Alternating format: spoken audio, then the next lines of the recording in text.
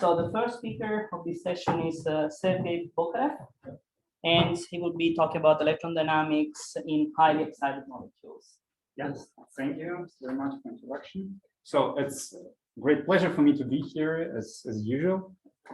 And I hope that while we moved a little bit during the coffee break, we woke up because the weather is quite pressing, at least for me.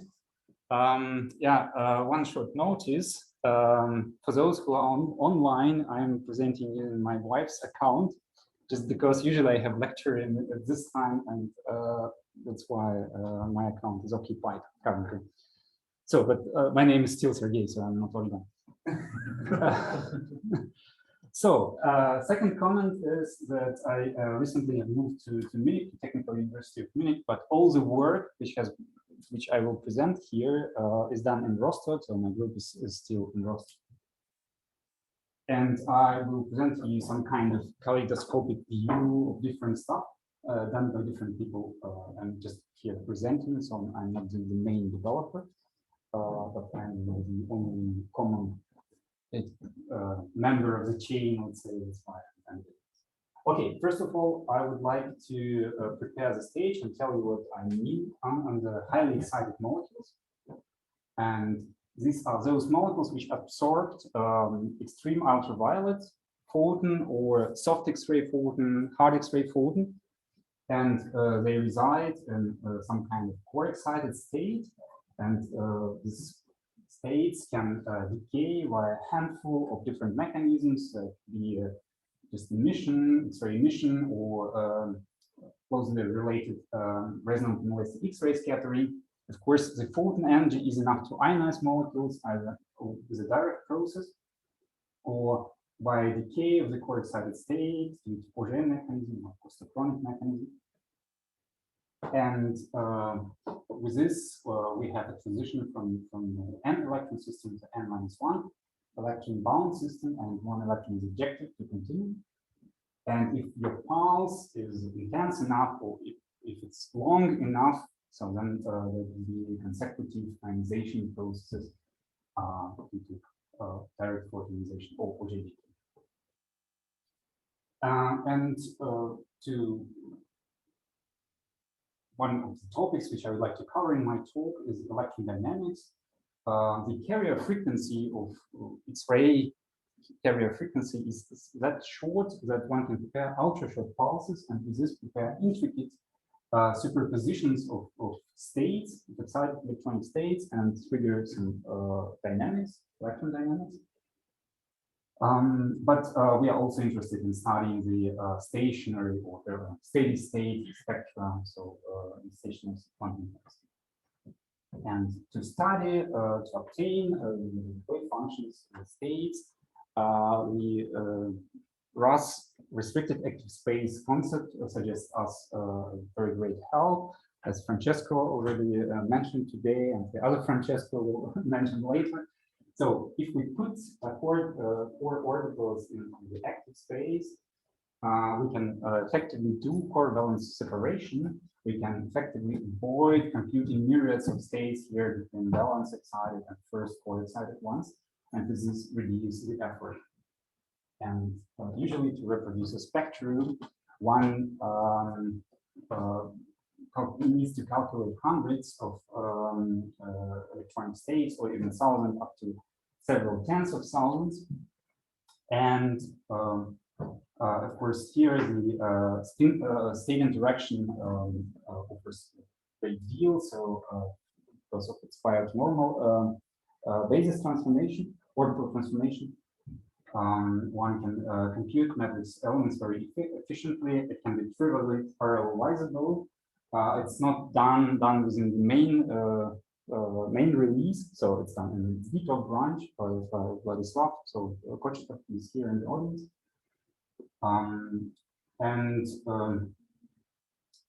this is our main working course to obtain wave functions. But I'd like to suggest some topics to discuss since it's developer meeting, so we have some issues with this methodology for which we'll be interested in.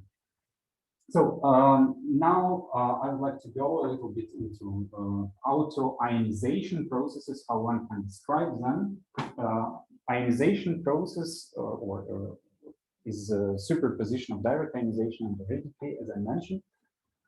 In direct ionization, where you have a transition from the ground state to the ionized state, where this is the anticentralized product of the bound part and of the continuum electron. And in case of Auger, we first excite to some intermediate state, we have dipole excitation, and then decay of the state mediated by the molecular phenomena to continuum state.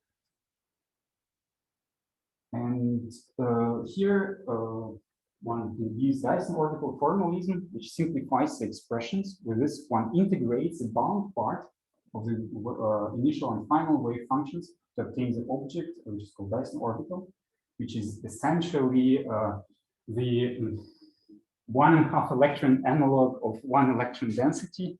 So why I loosely denote it as 1.5 electron density is just because its spin part transforms as a spherical tensor of 1/2 rank. And analogously, one can also define what's called conjugated Dyson orbital. This is, in a sense, it's 3/2 electron density. Again, so sorry for the sloppiness of notation. And the first thing, the Dyson orbital itself, it has been implemented in MolCas already by Grell and Kochetov. With our help a little bit. So, and this object is this kind of density matrices was implemented by Bruno Tenorio, who will present talk on Friday. And yeah, there's a recently accepted article, so we will have received proofs. Yeah, he will present it himself. Of course, if we talk about ionization, we can't get rid completely of continuum.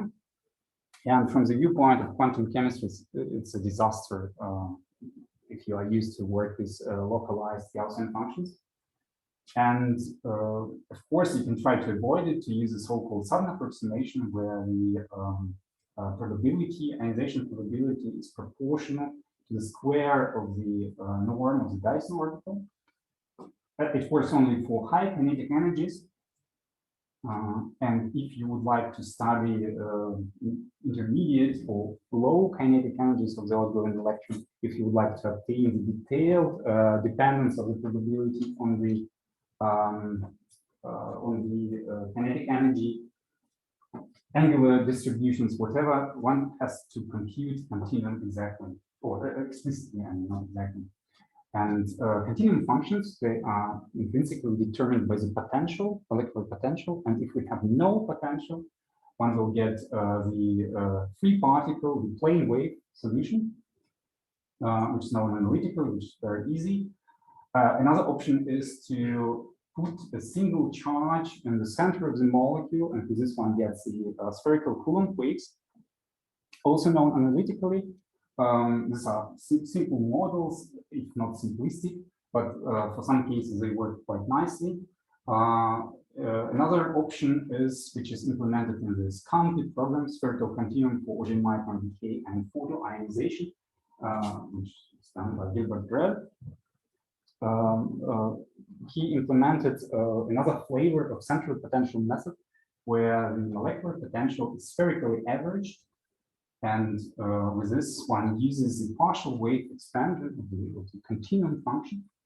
So one separates radial and angular parts and solves the Schrödinger equation for this molecular potential for every L separately, for every angular momentum separately.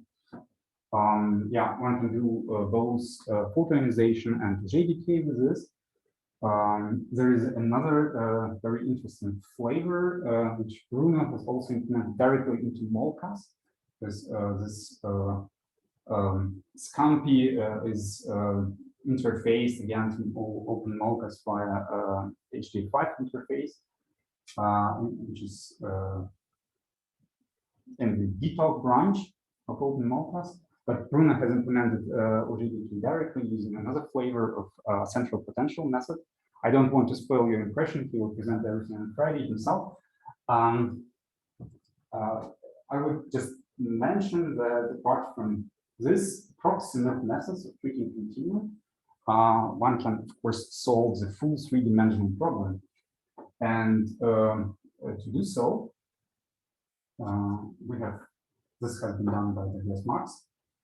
And to do so, we have tried to formulate some a bit different way, a bit unusual way to compute continuum functions. What's unusual? So to understand it, I first zoom in what's usual. Usually we use Fermi's golden rule to compute probabilities. So it's just this overlap, initial function, final function, and interaction Hamiltonian in between. One writes the continuum function as the product of one electron continuum and bound part, ionic part. One solves the usual homogeneous Schrödinger equation with electrostatic molecular potential. And usually one also employs the so-called scattering boundary conditions. This is a bit puzzling because here one describes the photoionization process as an incoming plane wave, electron plane wave, which is scattered by a molecule forming these spherical waves. It's confusing, puzzling at the first glance because we have just the ionization. We have incoming photon, outgoing electron. We have no ingoing electron. And still, this boundary conditions allow to physically sound results and very popular. Another popular choice is to make partial wave expansion, as I told you in Gilbert's complete problem. We also do this. But in our other approach, which Tobias implemented, we tried to refrain from using this boundary condition, partial wave expansion, and even Fermi's golden rule. And to do so, we are considering the ionization process from different perspectives. We impinge a photon on a molecule and try to estimate the probability of electron to be detected infinite distance of detection. So essentially what one does in experiment. Here, in contrast to usual equation, we directly go for the first order perturbation theory, time-dependent perturbation theory, where we have here in homogeneity due to interaction molecule with fill, with light. We use outgoing boundary conditions, so there is no, let's say, I can't call it unphysical, so no non-intuitive ingoing electron wave, only outgoing, okay, the usual ansatz for this. And if we integrate out the bound part of this equation, we arrive at the following important equation, where on the left part we have the usual homogeneous Schrödinger part, and on the right part we have inhomogeneities due to the gradient of the Dyson orbital and conjugated Dyson orbitals, and essentially they serve as a source of probability. They serve as a source of electron, and we have absorbing boundaries at infinity, so we have outflow of electrons, so there's nothing in time. This is a bit more intuitive picture, but let us look what can we do at infinity. So, I mean, infinity is not an easy thing to work with. Here we estimate the probability current density. And if we do the perturbation expansion of our wave functions and recall that the zeroth order approximation, it's a bound function, which decays to zero completely at infinity, then we will see that the lowest order, which will qualify to be non-zero, is this one, because these guys, the red guys, are all zeros at infinity. And with this, if we have it, we again are not interested in other electrons, so computes a reduced current density where only photoelectron functions are entering here. And having this, we can compute cross section. Yeah, one more time, the working expressions here. We do this effectively using the finite element method combined with infinite element method. So infinite elements care then about this infinite boundaries. And finite methods care about the region where the molecular potential is detailed, very specific. So the outer tails of the cone potential are not that specific. Important properties here, we have not done any partial wave expansion, but we obtain a solution which is inherently a superposition of proper partial waves. For example, for water molecule with this p-like Dyson orbital, we obtain a superposition of S and D waves, as it should be. Okay, this is how the wave functions look like. Time to stop on it. And with this one can obtain reasonable results if one compares cross sections of symmetry parameters with experiments. So one should compare this blue curve here. To summarize it,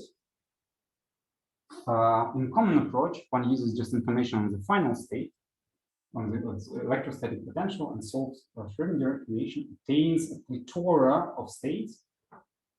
And then on the later stage, one takes into account the initial state, the interaction Hamiltonian, puts them in Fermi's golden rule expression, calculates this overlap, and this overlap qualifies which particular contributions will add up to cross section. In our approach, we take all information at one shot, solve inhomogeneous driven type Schrödinger equation, compute a single unique wave function with the current from it and obtain the cross section. This approach is completely equivalent to Fermi's golden rule. It's just going another route to obtain the result, to obtain the cross section. I believe that it's very, very intuitive. So we have an orbital from which electron is ionized. It's a source of this electron. At infinity, this electron is detected by the detector, and we estimate this probability.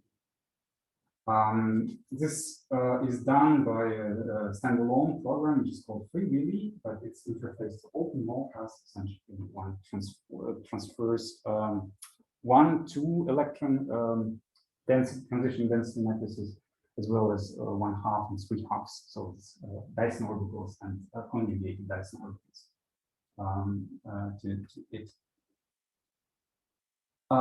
Yeah, this is a provocative slide where I've put some of the problems which we have faced during our studies. For example, there are some questions concerning the use of the reaction field, non-equilibrium reaction field for ionization problems. There are some questions how to properly use multi-configuration pair density functional theory. Unfortunately, for ionization didn't work for us. Yet unknown reasons, but I also would like to attract the attention of interested persons. So what could be the future of the state interaction module itself? Because I foresee some problems with the inactive blocks of transition density matrices. More important is a problem with spin-orbital coupling in several instances, but one is to mention is that currently Dyson orbitals are not computed properly with spin-orbital coupling, so this is a very long-known problem. We haven't solved it for some time yet, because currently the Dyson orbital is transformed as a scalar. But it's not scalar, it's a half integer tensor, spherical tensor, and it's the spin part of it. And yeah, this needs to be done properly also for conjugated Dyson orbital. Okay, there are some other problems. I don't have time to discuss everything, but if you're interested, we can discuss afterwards. And finally, in the last few minutes, I would like to briefly go through electron dynamics. Yeah. So it should be short. So this I presented already last year, so that's why I don't want to say much here. But I want to say that there is a very simple way to turn stationary quantum chemistry into time-dependent one.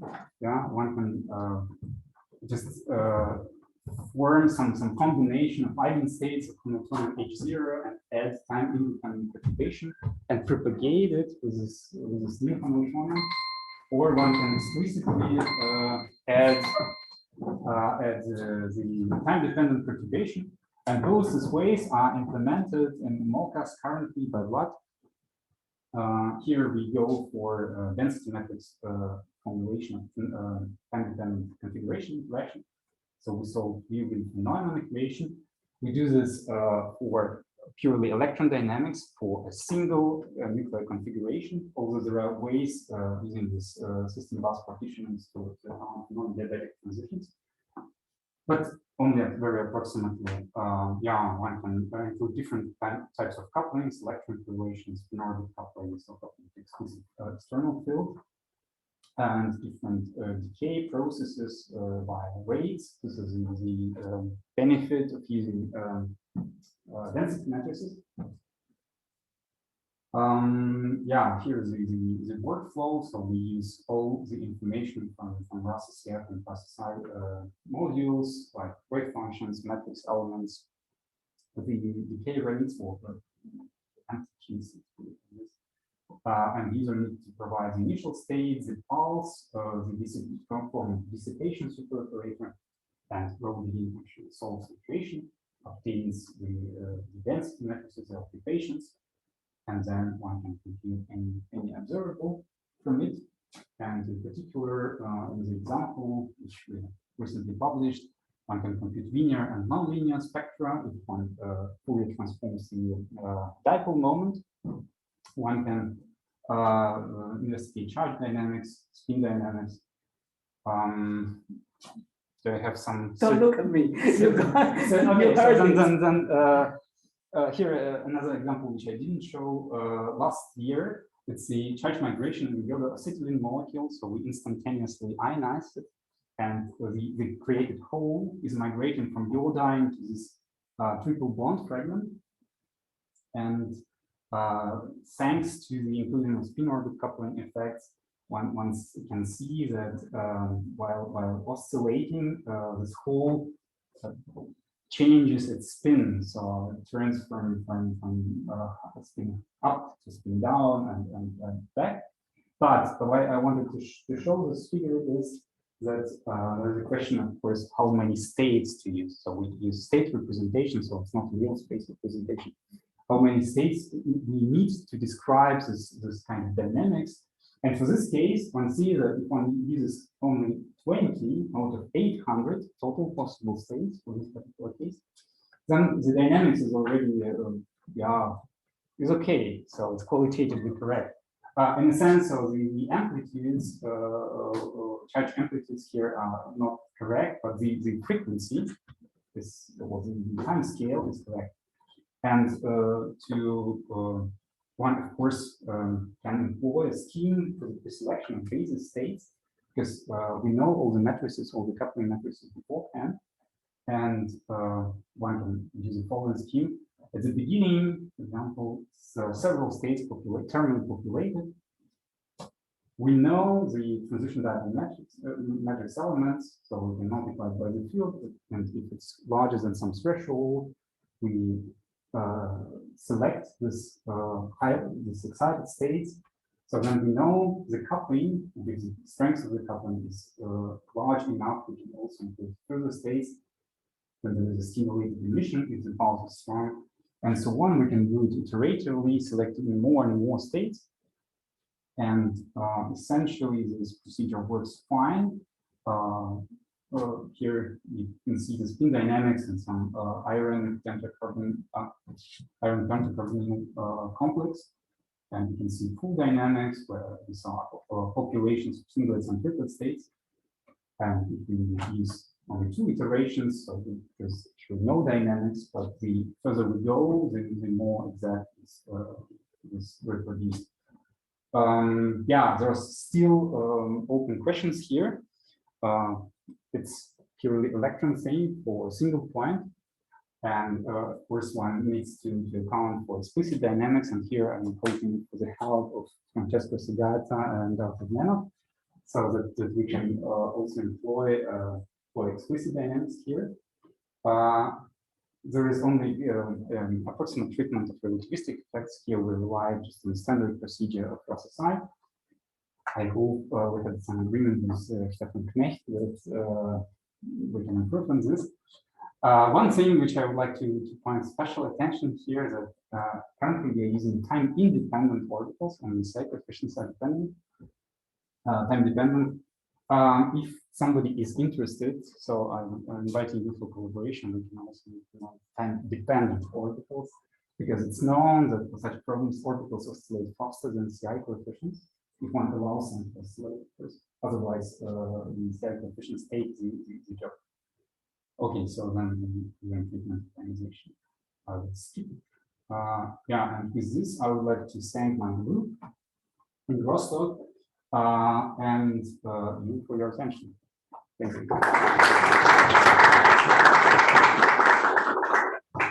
So thanks, Sergey, for the scientifically sharp talk, time-wise a bit less.